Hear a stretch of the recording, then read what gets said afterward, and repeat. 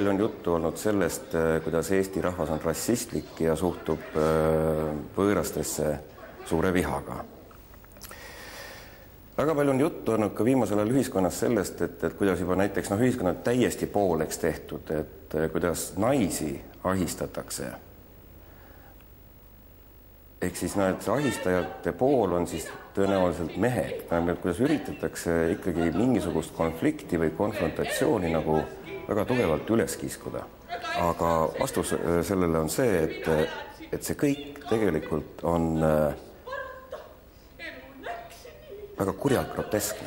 Tule ametitroppa, lähme ütleme Anu Siilasele tere!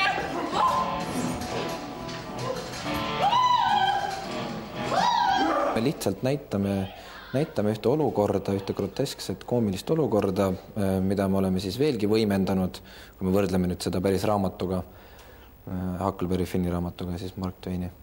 Et me oleme seda võimendanud ja me lihtsalt mängime selle olukorraga. Ma kirjutasin talle ettevaatust, hädaoht läheneb. Kõrilõikajate salk plaanitseb täna öösel varastada põgenenud neegri.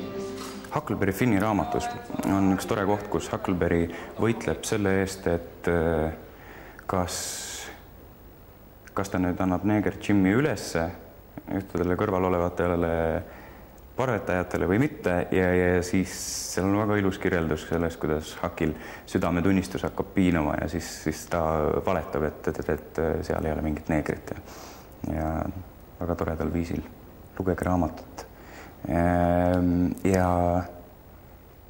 Ja pärast seda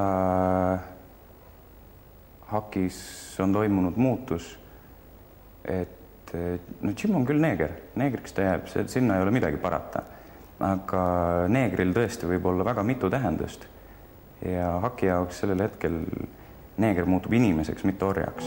Umbes täna südaöösel tungivad bandiidid neegri puuri. Minu ülesandeks on valvet pidada ja neid läheneva hädaohu korral pasuna puhumisega hoiatada. Kuid ma ei tee seda. Mida rohkem seda näivust nagu esile tuuakse, seda rohkem hakkavad inimesed seda näivust uskuma ja siis läheb sõjaks. Siis võetakse püssid välja ja hakatakse laskma. Ja tegelikult ei saa pärast keegi aru, mille pärast seda tehti. Mis oli see tegelik põhjus. Lihtsalt viha lahvatab äkki. Aga minu sõnum on see, et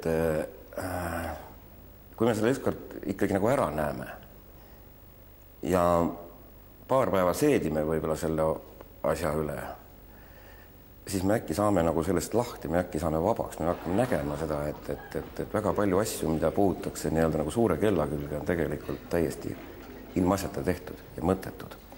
Et elus on palju mõnusamaid asju, kui südant valutada suurte probleemide pärast. Lõpetage nüüd see jants! Jätke mind üksi! Ma ei tahti mitte keegi siin enam lusikaid loos! Olgu neid üks ainus või 100! Ma olen endast lusikatest surmani tüdilinud ja ma tahan rahu! Ja neeger on vaid, kui mina räägin! Ta üritab välja tuua igasuguseid konfliktseid illusioone, mis meil ühiskonnas eksisteerivad ja näidata, et kuulge, siin ei ole tegelikult reaalset konflikti. Et kõik ikkagi on kuskil siin. Ja kui endale juba seda teadvustad, siis ma arvan, et sa hakkad iseennast mõtlema rohkem ja hakkad uurima, mis sul peas toimub ja kui hästi läheb, siis võib-olla see on isegi huvitav.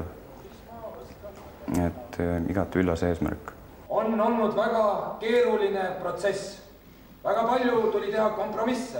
Järgi anda seal, kus tegelikult järgi anda ei tohi. Järgmine kord, Jim, kui sind nüüd jälle vangi pannakse, siis vabastame sind nii nagu peab, korralikult, 10 aastat. Aga nüüd, härrased, on aeg.